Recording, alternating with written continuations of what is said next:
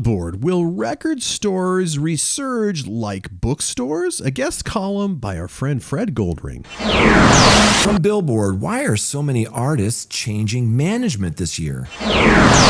And another from Billboard, indie retail's evolving sales data and increasingly young customer base get spotlight at Music Biz 2025 panel. Well, Jay, it is more than an hour before that we start. And so we've been yapping for a bunch of time, and now we're going to actually start the show. So join us as we start the show right about now. Stand by for transmission. This is London calling. Wake up! The revolution is at hand! Your morning coffee is on the air. On the air. On the air. On the air. On the air. On the air.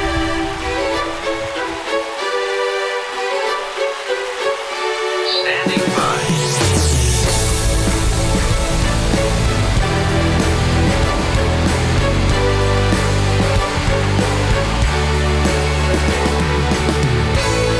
Your morning coffee, the weekly music news for the new music business. It's the highly curated, agitated, advocated, moderated, and liberated digital music information that you need to know.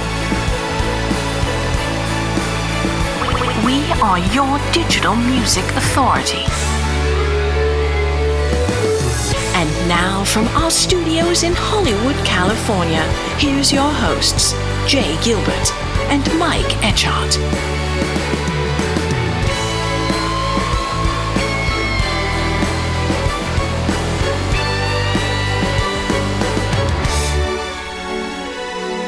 Good to see you, Jay. It is a lovely day here in Southern California. We've been talking about everything under the sun since before we hit record, and now we're going to actually do the show. It's always so much fun checking in with you, having our morning coffee, literally on Sundays. You're not a coffee guy, but I am. And, we were talking about the Zombies documentary and the Beatles Butcher cover and Rick Beato, who we absolutely love. By the way, if you haven't seen Rick Beato, or even if you have, his latest video this week, the headline is this the cringiest top 10 yet? He breaks down the top 10 every now and then. I think you'll really enjoy it.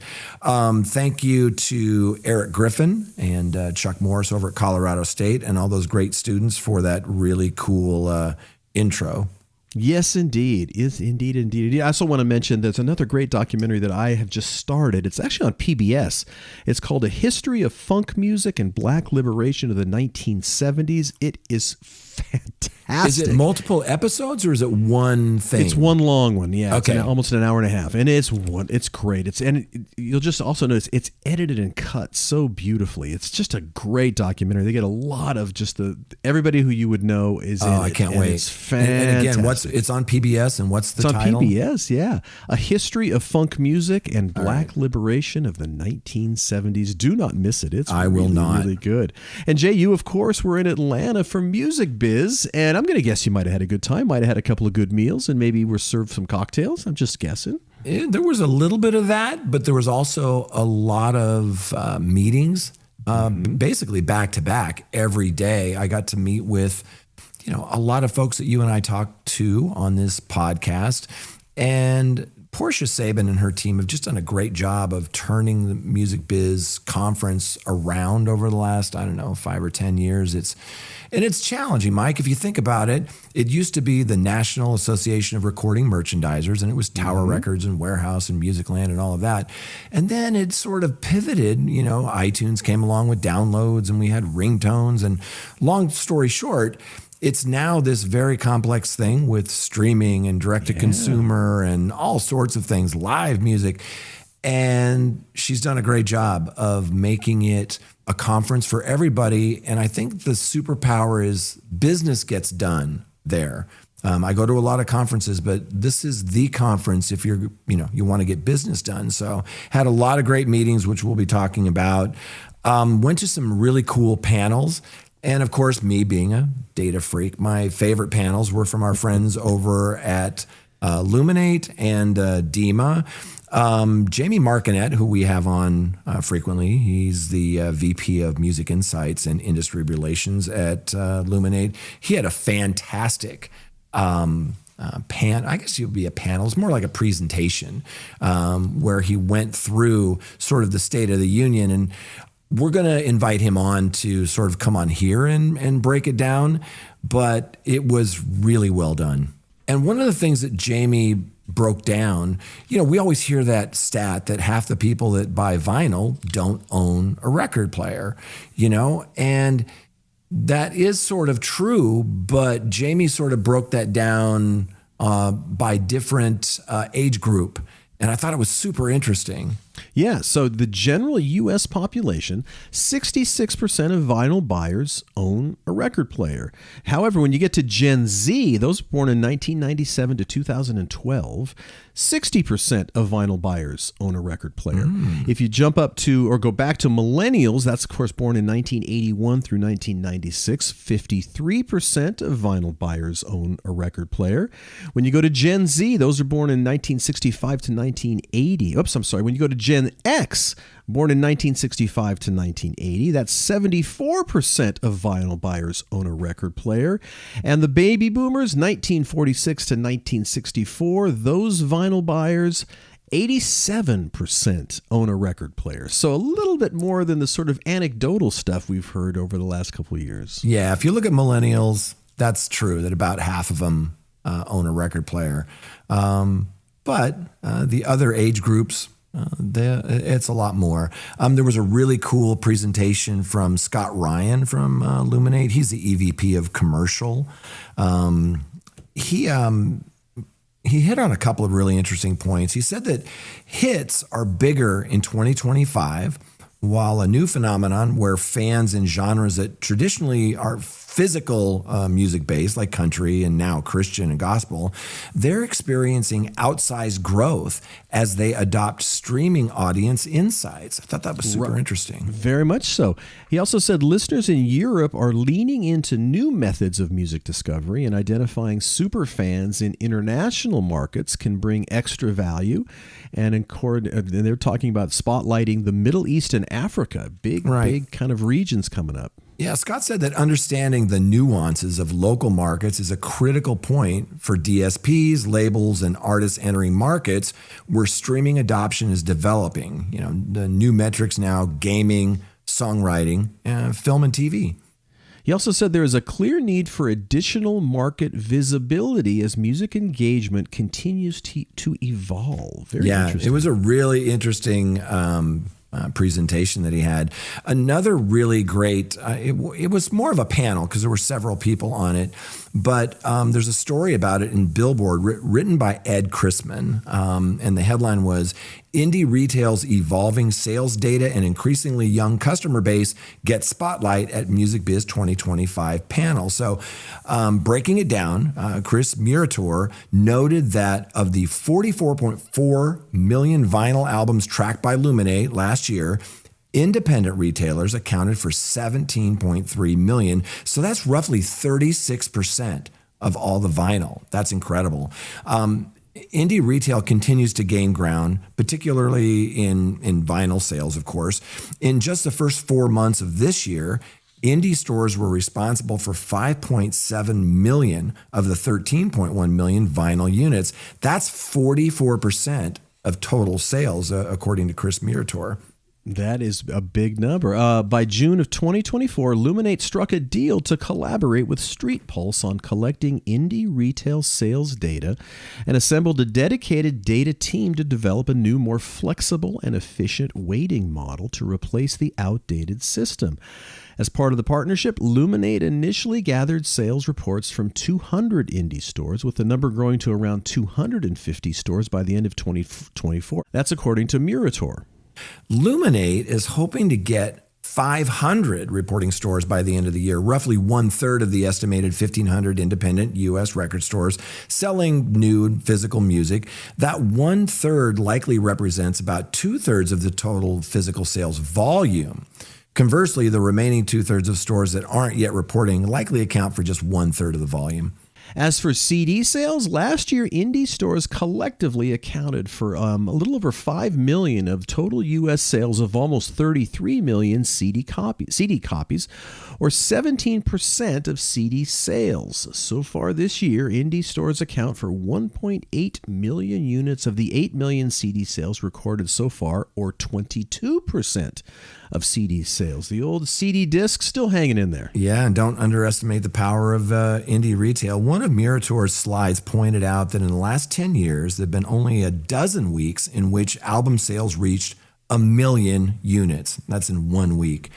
Record Store Day was responsible for 5 of those weeks, with most of the other million-selling weeks coming during year-end holiday season. Focusing on Record Store Day, Murator emphasized the importance of recognizing who's buying physical media today. Unlike the early days of the vinyl revival, he noted it's no longer just older people driving sales of physical music, and Record Store Day clearly reflects that shift. It's so funny he should mention that, because I was talking to a couple of indie retailers, and they talked about the first few Record Store Days, and it was like, old gray white guys. And now, as this piece points out, there's a lot of young people that are attending and participating in Record Store Day. So Murator further emphasized the shift towards a younger demographic in physical music buying, noting that a recent Luminate consumer survey found that 25% of vinyl purchasers, that's easy for you to say, 25% of them are under the age of 25. He went on to urge labels and music distributors to make sure, quote, they put the right product out for who the consumer is for physical, end quote. Adding that the younger physical musical buyers, they want Taylor Swift in the Wicked soundtrack this last year. Right. He also said we have to pay attention to who is showing up in the stores because it has changed drastically. If there were more allocation, this could have been the biggest Record Store Day ever. So by that, he means a lot of stuff sold out. That's exactly right. And I think that focus to that assortment can make a huge difference, and so does Chris Murator. Great panel, a great discussion. I got to go to a panel, it was more of a presentation with Graham Davies, from DEMA, with our friend Russ Krupnick. Mm-hmm. And I got to show you some of the slides from that. I would love to have Russ Krupnick on to sort of break that down for us. Also talked with Lars Murray. He does that podcast, Unlimited Supply, which is, similar to Your Morning Coffee, only in that it has his opinions on music news, and it's sort of a daily thing. And I listen to it, and Lars is a very experienced record guy, which is pretty cool. And lastly, our friend Will Page, I got to hang out with, and hilarity I saw the ensued. picture. I saw the selfie. So that was very cool. Anyway, that was Music Biz. Fantastic week. Before we jump into the stories, last week you and I dropped this special episode, Your Morning Coffee special episode, a conversation with Jenny Smythe, president and CEO of Guerrilla Marketing. That's Guerrilla. I got to sit down with Jenny, and she's a force of nature, and we discussed, overcoming adversity and the importance of relationships in the music industry, and a lot about her female-led marketing company that she built. She emphasized mental health, early cancer detection. She's a cancer survivor, and the need for gratitude amidst all of these challenges. She's an inspiration and a badass, so don't miss that one. It was a good one, really good one. And of course, you also have the Behind the Set podcast that you do with our good friend Glenn Peoples. And their episodes with Larkin Poe and Richard Marks, which are live. Both very, very cool. Yeah, it was a couple of really good conversations. That's Behind the Set List that Glenn and I do for Billboard. This one with Larkin Poe was really cool. I really dig those guys. And if you don't know them, they're a duo of sisters, Rebecca and Megan Lovell. 15 years into their career as Larkin Poe, Rebecca and Megan have built a catalog of blues and Southern rock influenced music and a dedicated following. The duo's 2022 album, Blood Harmony, won a Grammy. for Best Contemporary Blues Album. Their latest album, Bloom, which is fantastic, is another soulful, occasionally bombastic journey through American roots music. And they are great players, both, for sure. Richard Marx has had an immensely successful career as a songwriter, producer, and helped craft hits for such artists as Keith Urban, NSYNC, Barbra Streisand, and Daughtry. And man, that's a very interesting collection of artists when you think about it. His new single is Forget About the World, and for a period of time in the late 80s and early 90s, Richard Marx was everywhere. The hitmaker achieved a #1 hit on the Billboard Hot 100 chart with Hold On to Nights and Endless Summer Nights, and that went to #2. That's so very right. Successful guy. And then as we were talking, kind of, he sort of just was doing songwriting stuff, and then kind of came back to being sort of an artist himself and on the road and touring, and very, very talented guy. Yeah, I've seen him a few times live in the last few months, and it's always a lot of fun, and we talk about that on the podcast, and he's got like a dozen hits. It's not just those two. And the last thing I'll say on this Behind the Set List podcast, which we're having so much fun doing, and check out the archives. We've had some amazing conversations, Black Key, Shania Twain. I mean, just tons of these things. But coming up soon, the next one to drop, we recorded episodes with the Melvins, which is fantastic, and the Doobie Brothers. And then next week, we're recording with Adam Duritz from Counting Crows. And then following that will be one of my favorite artists, Lyle Lovett. So stay tuned. It's going to be a good one. That is going to be a good one. Well, before we jump into the main stories, Jay, what do you say we thank our sponsors? Yeah, and we're so fortunate to have such great sponsors, and starting with the Mechanical Licensing Collective. They're a sponsor of our show. The MLC is a nonprofit organization, and it's really making a big difference for songwriters, music publishers, and other rights holders by transforming how they receive mechanical streaming royalties from services like Spotify and Apple Music in the United States. Every month, the MLC collects the streaming data and royalties from those platforms. It matches the money to the creator who's earned it, and then it pays them, or their publishers and admin partners, the royalties that they're due. And to date, the MLC has already distributed over $2.5 billion in total royalties and has nearly 50,000 members worldwide. So if you're a songwriter, a composer, a lyricist, or a music streaming or publisher or admin, you need to become a member of the MLC, and that's to ensure that you're not leaving any money on the table. Best of all, membership is completely free, and the MLC pays out 100% of the royalties it receives. So visit themlc.com to learn more. Indeed, and a special thank you to Billboard Pro. Want to know what everyone in the music business is talking about? Get in the know with Billboard Pro. Billboard is offering Your Morning Coffee readers a special 50% discount off the price of your subscription. So click on the link in the Your Morning Coffee newsletter and on the podcast as well. It is a wonderful deal, and man, that really keeps us informed as well. Oh, they're the best. And then they have all those newsletters, Glenn Peoples' The Ledger, they have the Legal Beat, they have Kristen Robinson's Machine Learning, so many great things. Man, we're big fans of Billboard.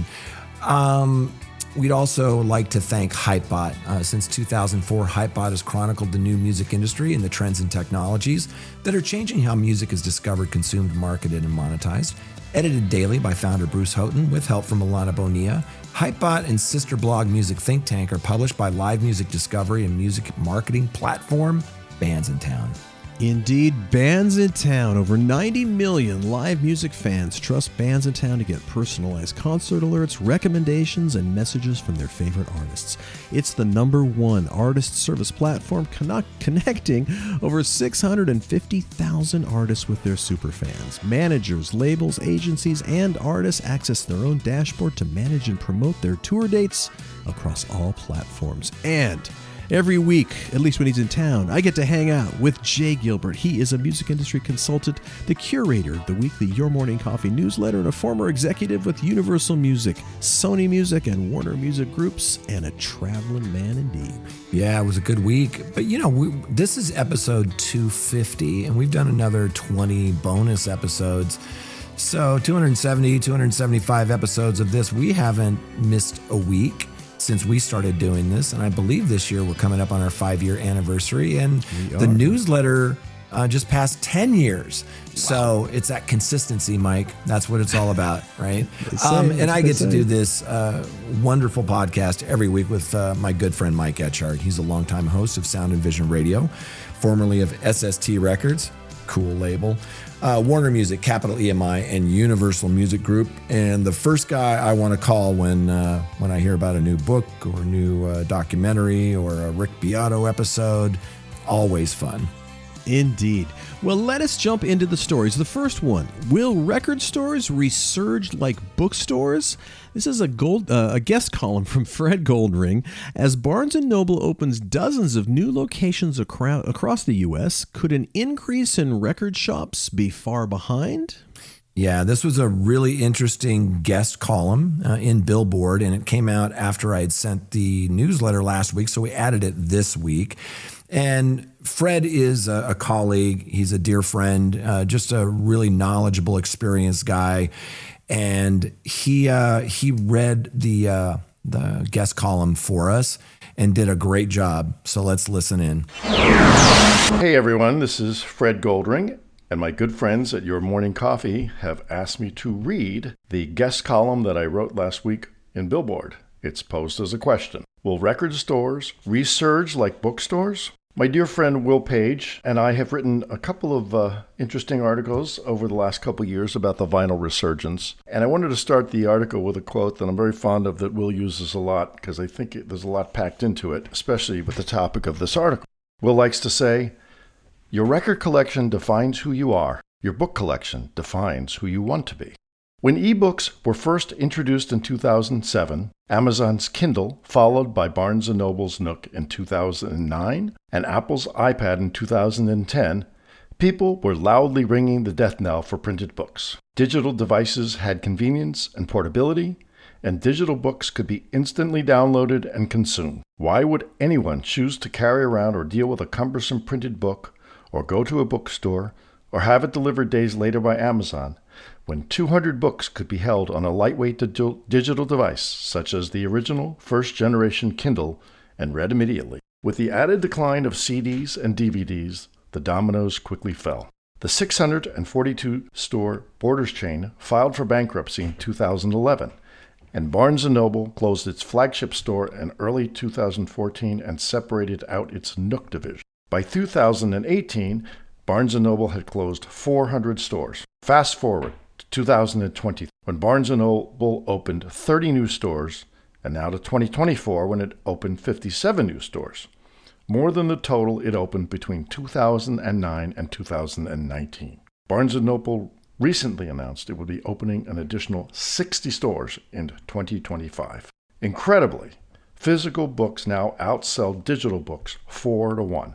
What changed? It seems that even younger readers have come to prefer the tactile experience of holding a physical book and being able to easily navigate through pages, and see an advantage in retaining information and focusing when reading on paper rather than on digital screens.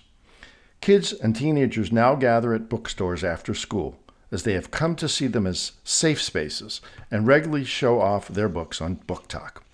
What lessons can the music business learn from what happened with the book business? Let's look at the arc of recorded music. Music formats went from vinyl to 8-track and cassette to DAT and CD. With the introduction of digital file sharing and downloads with Napster in 1999 and streaming music starting with Rhapsody in 2001 and then Spotify in 2009, it seemed that physical records were destined for the waste bin of history. And like so many others, I foolishly gave away or sold for peanuts my vinyl and CD collections. Digital music streaming posed the question of why anyone would need to, quote, own music when it could be listened to immediately on demand from a limitless library of virtually all music ever recorded, literally at one's fingertips from any location. The record business followed a pattern similar to that of the book business. Major labels sold their vinyl pressing plants and let go of their manufacturing employees, and many of the pressing machines were sold for scrap. Bertelsmann alone reportedly scrapped 150 machines. In 2006, record store chain Tower Records closed all of its 89 U.S. stores and filed for bankruptcy, as did Sam Goody, which at one point had approximately 800 U.S. locations. Streaming took over completely once the industry fully embraced it, and it now represents 84% of U.S. music consumption. Just like printed books, vinyl albums have incredibly made an enormous comeback, with sales increasing for 18 straight years and representing U.S. sales of over $1.8 billion in 2024 and predicted to be over $3.5 billion by 2033. What's the through line? Simply put, human beings are built to socialize and interact with each other and things in person, in real life, not online, and it's finally catching up with us. People desperately need the slowed-down, tactile interactions that have been largely absent, particularly amongst Gen Z, who have grown up predominantly in the fast-moving digital world. Although there is clearly enormous benefit to people connecting and interacting globally via the web and social media, there are also significant downsides. Isolation, echo chambers, addictions, social comparisons, loneliness, depression, self-harm, and even suicide have risen significantly in the digital age, as have mass shootings. Are physical locations the antidote? Bookstores and record stores are part of a breed of what are called, quote, third spaces, a term originally created in the 1980s by sociologist Ray Oldenburg. Third spaces refer to, quote, a physical location other than work or home where there's little or no financial barrier to entry and where conversation is the primary activity, close quote. As Barnes & Noble stated in its recent press release, quote, our stores have become popular social spots, close quote. In a 2022 article in The Atlantic, Ali Conti described third spaces as, quote, physical spaces for serendipitous, productivity-free conversation which incentivize lingering, where one can learn the art of hanging out, mingle, and make small talk with strangers, and where there's always the possibility of a wildly unexpected, spontaneous encounter, close quote. However, with people frequently spending their leisure time in solitude in front of their personal screens at home, consuming digital media, movie theater attendance is on the decline as well, the simple act of spending time with new people can be an unnecessarily complex challenge. Young people will have to learn new skills and flex new muscles for third spaces to thrive. For example, according to one study, almost half of men aged 18 to 25 have never approached a woman in person to ask for a date. Kathy Guffier, a professor at Colorado College, says, quote, socializing is a learned skill in a world made up of atomized, physically isolated people is a world without a true shared reality, which is a recipe for civic engagement, misinformation, and perhaps even political extremism. Bookstores and record stores also offer a way to be around like-minded people in real life who have similar interests, creating the possibility of forming new bonds. Many famous musicians credit their time working in record stores as having given them a musical education they wouldn't have otherwise received. And in some cases, it's where they actually met their future band members. Keith Richards, Axl Rose, Slash, Iggy Pop, Dave Grohl, Rivers Cuomo, Jeff Tweedy, Nels Cline, Amy Mann, Nikki Sixx, Nelly Furtado, and Peter Buck are but a few. And many have cited musical suggestions made by record store clerks as leading them to what became their favorite music. One could argue that record stores might actually be better third places than bookstores because music is always playing, clerks are knowledgeable music fans themselves, and customers are regularly chatting and interacting. The rebirth and growth of record stores beyond Record Store Day has already begun. Rough Trade recently tripled the size of their store in New York City's Rockefeller Center, and Waterloo Records was recently purchased from its founders by new owners who plan to relocate it and expand it. Vinyl record and high-end equipment retailer Super Vinyl in Los Angeles has become a go-to destination for music aficionados and artists alike. Inner Sleeves, a local independent record store in the Hamptons, recently doubled the size of its physical space and even added a small stage for musical performances. Tower Records has 80 locations in Japan, and vinyl listening bars built with expensive high-end sound systems and curated musical collections inspired by bars in Japan have been opening up in major cities across the U.S. If U.S. record store chains return as well, they'd be smart to take a page out of Barnes & Noble's playbook when it comes to the physical design of its stores. The manager of each Barnes & Noble store is given a free hand, even including how the Barnes & Noble logo appears, to make it feel more like a local independent bookstore with localized aesthetics rather than an invading mass chain that looks exactly the same in all locations. The goal is to, quote, create a more intimate, community-focused books-first experience, close quote. And many of the new stores even have a Barnes & Noble cafe, which record stores could adopt to emulate the coffeehouse circuit where many musicians of the 60s and 70s launched their careers and built local fan bases. As streaming music levels off and consumer patterns change, vinyl records, record stores, and listening bars as third places could be a boon to the physical record business, provided our industry truly embraces the big opportunity which is staring it in the face. Album talk, anyone? Thanks, everybody, and I guess we should put this article in a time capsule and look at it in 3 to 5 years and see if this actually came true, which I hope it does. Always nice to have him drop in and drop by. Very cool stuff. Yeah. Our next story, it's from Olivia Jones over at Media. Music discovery is not dead, just evolving. The industry needs to evolve with it.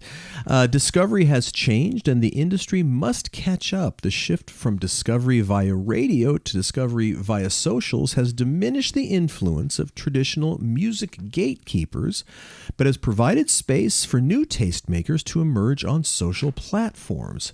These modern disc jockeys who run accounts dedicated to music recommendations on platforms like TikTok and Substack are helping drive active music discovery for a modern, social-focused era. Yeah, I thought this was really interesting, and you and I are big fans of Media, and we read everything that they post. They have such a great team over there, and Olivia Jones just wrote a really great piece here, and I was nodding as I was reading it. She says that, with socials as the new place for discovery, artists and labels can get a fuller picture of who their audience is. Social algorithms consider users' tastes, including, and beyond music, creating a more three-dimensional profile of a listener than basic user demographics and music preferences alone. This makes it easier for labels to thoughtfully cater to scenes instead of marketing artists based on an incomplete insight of their fan bases. Right, she says, but however, artists and labels must adapt to this new era of music discovery. The previous strategies to drive discovery are not working anymore. Chasing virality and streams is not leading to wider artist discovery and sustainable success, especially as streaming has a growing number of tracks to recommend.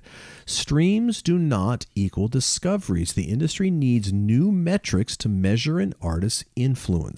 Scenes-focused marketing is the solution here. Amen, sister. She says that instead of trying to scale as much and as quickly as possible by being on all platforms at once, marketers should take a more tailored approach and focus on where each artist's biggest fans are discovering their music. Instead of waiting for listeners to go back to how they used to discover music, labels need to adapt to how they're discovering music now. Yeah, absolutely. You can subscribe to the Media Weekly Briefing at MediaResearch.com. Mm-hmm. Definitely worth your time. The best. Our next story, it's by Brittany Luce, Isabella Gomez Sarmiento, Alexis Williams, and Nina Pathak over at NPR. Can OnlyFans save the music industry? Concert tickets are more expensive than ever, and according to Live Nation, 2023 was the biggest year ever for concert turnout and ticket sales. So why are indie artists turning to OnlyFans to pay the bills? Yeah, you got to go to this audio and listen to this. It's so interesting, and this is a part 1 of a new NPR series, Money Troubles. You can listen to it. You can read the transcript. The link is in your morning coffee. For the next few weeks, NPR is looking into ways everyday people are trying to make ends meet and what it says about how our culture views labor, basic needs, and even our favorite pastimes, like music. Right. In this episode, Brittany sits down with NPR culture reporter Isabella Gomez Sarmiento to get into the economic factors driving musicians to digital sex work and what that says about the music industry's dwindling middle class. Right. We've reported on this. Some of these artists that are, making more money on platforms like OnlyFans, showing photos of their body and all sorts of things. And I'm not saying it's good or bad. It just is what it is. Really interesting piece from our folks over there at NPR. There was a really interesting study from Edison Research, who we absolutely love. The headline was "Majority of Americans Rent Audio, but some are cutting back." So the latest weekly insights from Edison Research, it says that we're living in a post-ownership era when it comes to music. Most listeners are happy to quote unquote rent, meaning, have a streaming service, what they hear via these paid subscriptions, but just how many people are paying for these services? Right. So Edison says, citing its share of ear for Q1 25, just over one half of Americans 13 plus, so about 51% of the population, pay for at least one audio subscription service as of Q1 2025. This is primarily composed of people paying for one audio subscription service. So that's 35% of Americans 13 plus. Some people pay for more than one service. Fully 10% of Americans 13 plus subscribe to two audio services, and an additional 6% pay for more than two subscription services. And you and I talked before we hit record. Yes, we are did. both in that 6%. Yes, we are. Mark, those totals have changed a little, very little actually, since the fourth quarter of 2022, when 51% paid for at least one service. In Q4 of 2023, it was 50%, so about the same. One key shift overall has been the number of people who subscribe to just a single service. While 35% of them say they pay for just one service, just 28% said the same in Q4 2023 and Q4 2022. Right. They go on to say there has also been some change in the number of people who pay for more than two audio services. They said we do see some change when we look at those who pay for one service and those who pay for more than two. Since 2022, the percentage of people who pay for more than two audio services has declined 13% in Q4 of 2022 to 6% in Q4 of this year.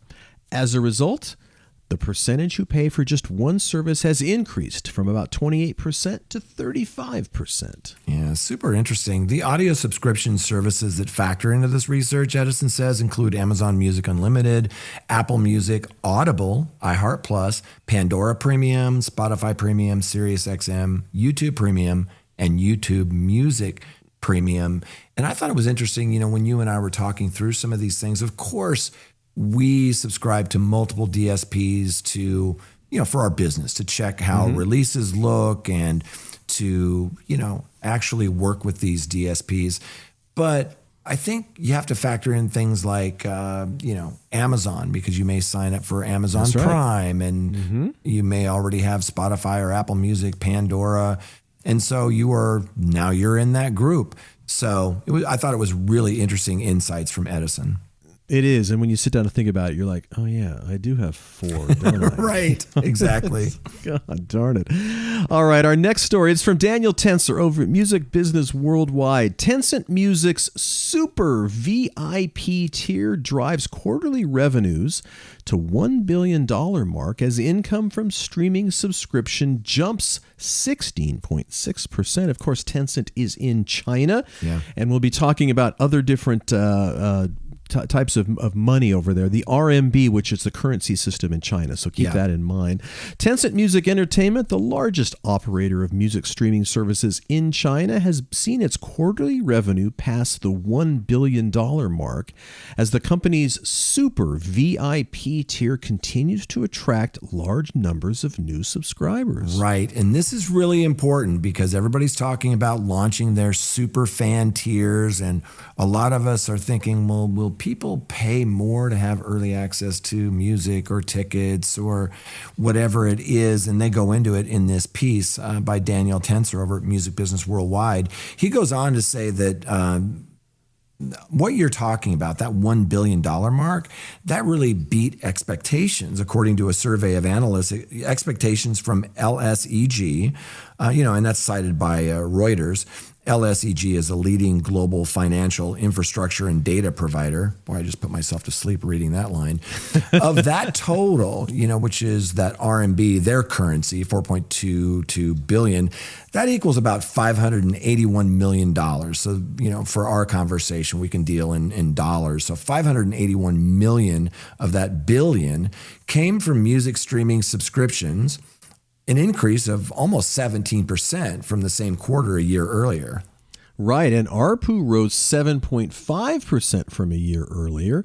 Tencent attributed the growth to the increasing popularity of its Super VIP or SVIP. Well, I don't know if that's what they say, but that's what I say. Subscription tier, which costs, check this out, 5 times as much as standard paid subscription, as well as to more disciplined promotional activities, they say. Yeah, and if you don't know what ARPU is by now, that's basically average revenue per user. The growing success of Tencent's Super VIP tier comes amid reports that the long-awaited quote-unquote Music Pro tier at Spotify, which could prove to be a major boost to music rights holders' incomes, that could land as soon as this year. Right. In its Q1 earnings report, which was released on Tuesday of May 13th, Tencent offered some insights into which features have proven to be magnets for its Super VIP subscriptions. Key among them is premium audio quality, which Tencent says is used by about 50% of its Super VIP subscribers. That's super interesting because we hear people all the time talk about how the quality doesn't matter. It's about convenience. And that's why things like you and I love immersive audio, yes. Dolby Atmos, Sony 360. And there's that argument that people don't care about high quality audio. Well, this sort of smacks in the face of that. So other features driving this Super VIP adoption include album discounts. Okay. I don't know if you'd pay extra for that. Special badges, early access to live events, and merch. And that's according to Tencent. And I would ask you that, Mike, now we may not be the core demographic that they're looking at, but are those enough features to get you to pay more every month? Audio quality, yes, without a doubt. Yeah. Without a doubt. Yeah, for sure. But I was stunned when you're talking a subscription fee of 5 times more than the regular one. That's a big difference. So, right. So there's hope, right? With some of this super fan stuff that we've been talking about. I think some people dismissed it as, well, I'm not going to pay more. Well, look at what Tencent's doing. They're sort of leading the charge here. So, and is it a one-to-one example? Are the Chinese customers going to be the same as American customers? I don't know, but it certainly is a data point that we didn't have before. That's right. Which is interesting. Yeah. Our next one is from Taylor Mims over at Billboard. Live Nation announces $30 summer concert ticket program at North American amphitheaters. And I had to read this twice because I was like, wait a minute, $30? Live Nation has announced the launch of a $30 concert ticket initiative for summer 2025, through which fans will be able to access more than 1,000 shows at select amphitheaters across the U.S. and Canada throughout the season. Wow, this is fantastic. I love this. Live music fans can catch concerts by The Offspring, Halsey, Nelly, Pierce the Veil, Avril Lavigne, Kesha, Hardy, Dierks Bentley, Cyndi Lauper, many others for just $30 in all inclusive price with no additional fees outside of local taxes. That's good news. Additional artists under the $30 ticket option include Willie Nelson, Simple Plan, The Black Keys, Weird Al Yankovic, Little Big Town, James Taylor, Leon Bridges, Goo Goo Dolls, Luke Bryan, Bare Naked Ladies, Billy Idol, Cody Jinks, Keith Urban, Big Time Rush, Volbeat, Slightly Stupid, and more. And that is amazing. And I'm trying to figure out, how the hell are they going to pull that off? Are they asking artists for a less of a guarantee? Are they eating something themselves? It's just, I'm like, wow, I need more information, Jay. That's what I'm saying. Yeah, it's really cool. We'll follow up on this, but indeed. And our final story, it's from Billboard, from Lindsay Havens. Why are so many artists changing management this year after several Superstar artists change management teams in 2025. Some sources argue the field is grappling with a reassessment. In the first quarter of the year, a significant number of high-profile acts made changes to their management team. That's right, and we've been talking about this for weeks. At the top of 2025, Gigi Perez, known for her viral hit Sailor Song, parted ways with Lafitte Management Group. The Chainsmokers and longtime manager Adam Alpert dissolved their management deal through the chart-topping dance act that is still representing, Albert's Disruptor Records, and remain partners in several other ventures. Right, and in February, Lil Nas X parted ways with Adam Lieber's Rebel and signed with Crush Music for management. Then in March, Billboard's Women in Music executive list revealed that Janelle Lopez-Genzik, founder and CEO of Valara Management, the firm behind superstar Sabrina Carpenter, signed longtime free agent Haim, which the Azov company's Full Stop formerly represented. That same month, Noah Cyrus signed a management deal with Range Music, having formerly been represented by TAP. Yeah, lots of changes. In the weeks following the first quarter close, Best Friends Music lost 3 high-profile clients. Billie Eilish and Phineas parted way with Best Friends, co-founders, co-managers Danny Ruckeson and Brandon Goodman, to sign with Sandbox Entertainment's Jason Owen.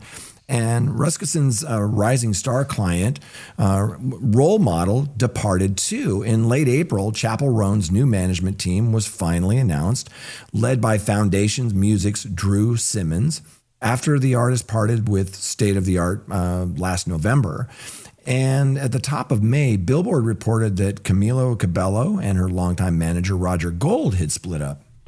Right. So artists swapping managers is hardly a rare occurrence. As one 20-plus year veteran of artist management says, working with high-profile pop artists can be incredibly stressful, especially when things start to go wrong.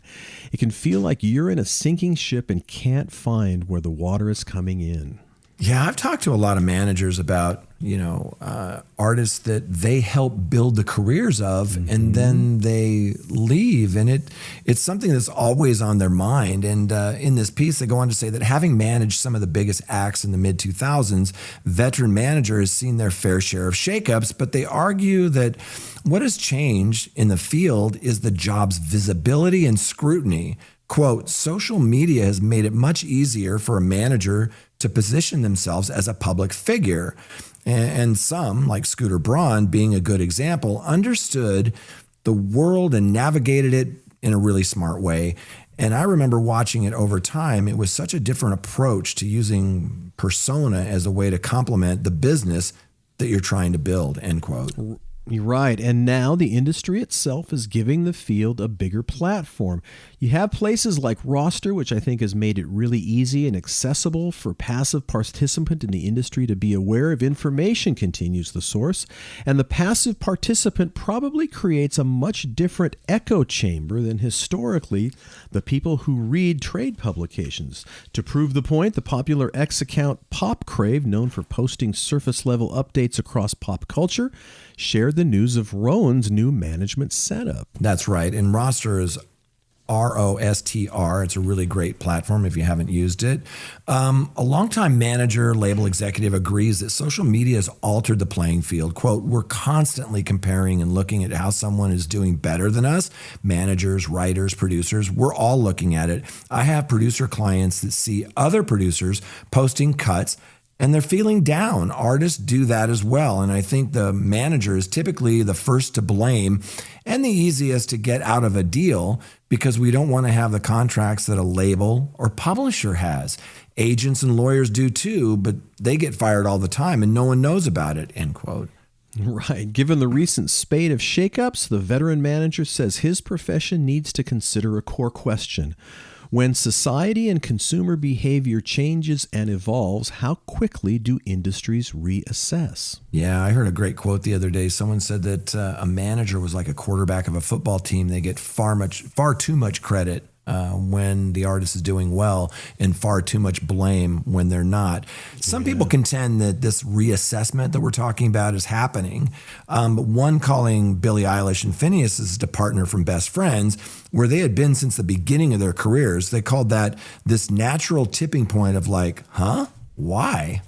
Right. So the manager label executive said it's social media. Artists are quicker to move on. And I do think that that's just the nature of society today.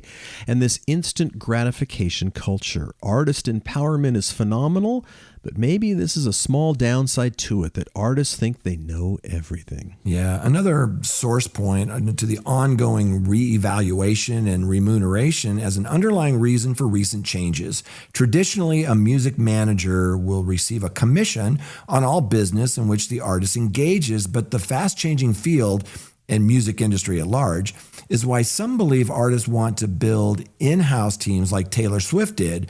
According to the boutique firm owner, they don't want to pay commissions. They want to structure it differently.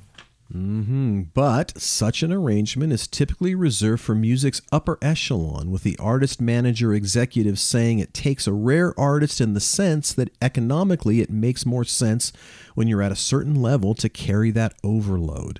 If you're playing arenas and stadiums, then that is probably something you should be thinking about. But at the same time, if you started your career with a manager and you're 10 years in, I think that's a rough time for you to be like, hey, by the way, I think that you should switch to salary. Which is why boutique firm owner argues that really good managers who do so much should actually participate more and have equity. The label, the rest of the team, it's all really driven by management. 15% commission is not enough to cover all the overhead and everything you have to do for an artist and everything that the label doesn't do. In the case of a management deal ending, they insist sunset clauses in which managers are entitled to continued pay for a set period of time after the artist cuts them loose. And they say that these are crucial. Right. So the article says it all adds up to a climate in which the veteran pop manager can't help but wonder, in a world where it is so easy for you to search out what other people are doing or how to do something yourself, how manageable can a person be? Boy, it's always been hard, but man, it's getting harder. And, and I think you and I have worked with enough artists to know that it's rare that the artist points the finger at themselves as a reason for a decline or lack of success. And so who do you point the finger at? Well, it's always your manager. And, and we see this in sports where a team is not doing very well, so they fire the manager or the coach. And does that result in the team suddenly doing better? Occasionally, but usually not. And so, it's but these are artists, and it's tough. Yeah, it's and really I see tough this to deal with them. Quite a bit where the grass is always greener, especially with publicists and sometimes with management. The grass isn't always greener. And before we sign off here, Mike, I got a really nice note from the folks over at Sweet Relief Musicians Fund. They launched a fundraiser recently to benefit music's, basically mental health fund. And they had signed items from Coldplay and REM and Teddy Swims, the Mars Volta, Nickelback, and more to be added. But music's mental health fund, it really provides financial assistance to the music industry, all these professionals that are in need of mental health services. So I think they do really great work. And I just wanted to throw this URL out there. Please check out www.sweetrelief.org to check this out. They're doing some great work. They are indeed. And by the way, if you enjoy our show, please tell just one friend. Jay and I would certainly appreciate it. And of course, big thanks to the MLC, Billboard Pro, Hypebot, and Bands in Town, the folks that help us put the show on every week. We could not do it without them. So on behalf of Jay Gilbert, my good friend, and myself, Mike Etchart, we both say thanks for listening, and we'll be back next week on the Your Morning Coffee Podcast.